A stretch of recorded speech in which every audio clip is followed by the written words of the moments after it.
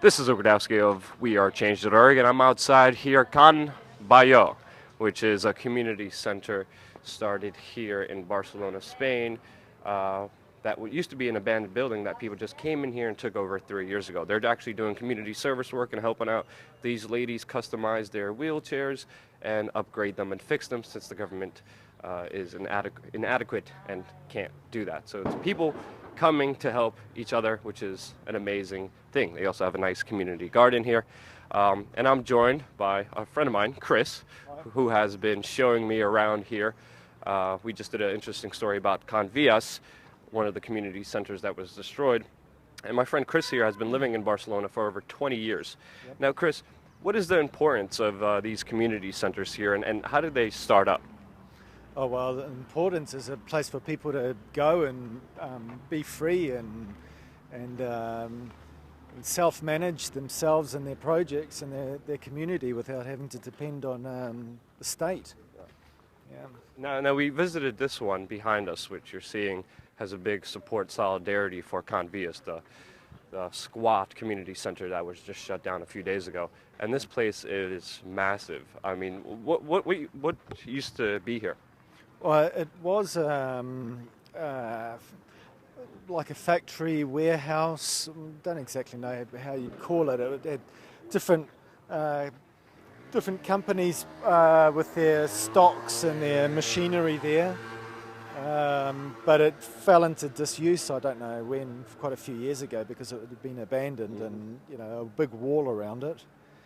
The neighbours didn't have, well, there's a lack of public space in the neighbourhood, and they were making pressure to the local council for them to free up the area and make some use of it, which they didn't do. The council didn't do it, and the neighbours became more and more organised and said, well, we're going to break the door down and start doing it ourselves if you're not going to do it.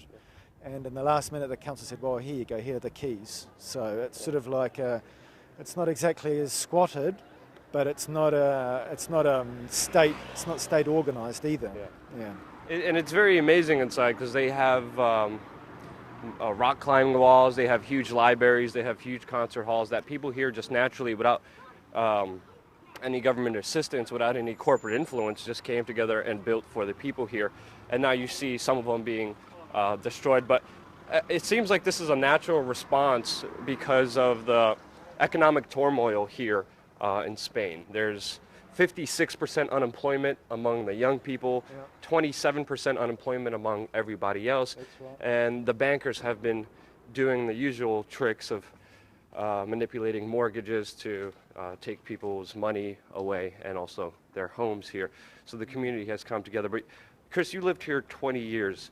Economically speaking, how is Spain standing right now? Well, you know, it depends who you are. There's some people that think nothing's changed, or in fact become better.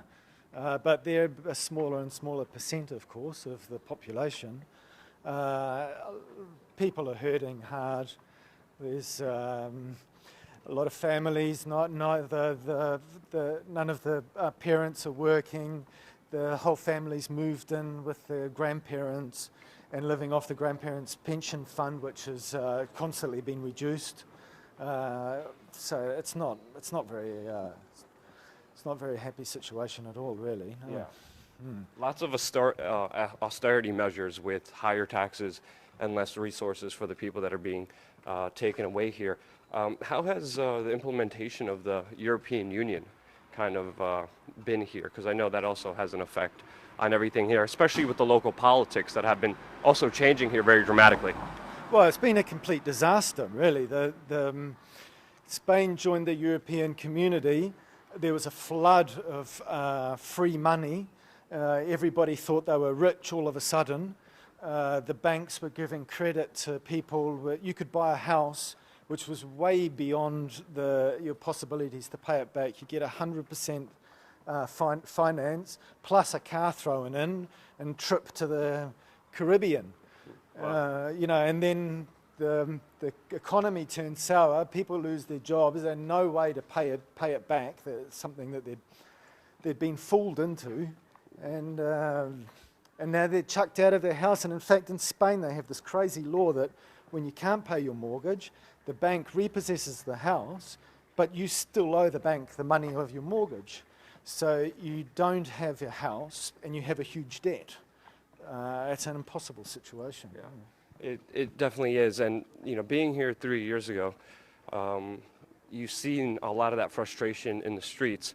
Even before Occupy Wall Street, there was the indignados, the ocupados, in Plaza de Catalunya here, where people have gathered and took over the local square on M15, and that really was a major, major movement. But politically speaking, where is that movement now, and how does it play into politics?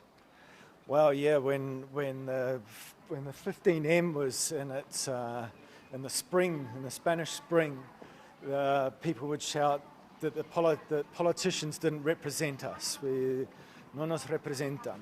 And little by little over the years, well, people have become more politically organised, and political initiatives are beginning to grow. And in fact, there's a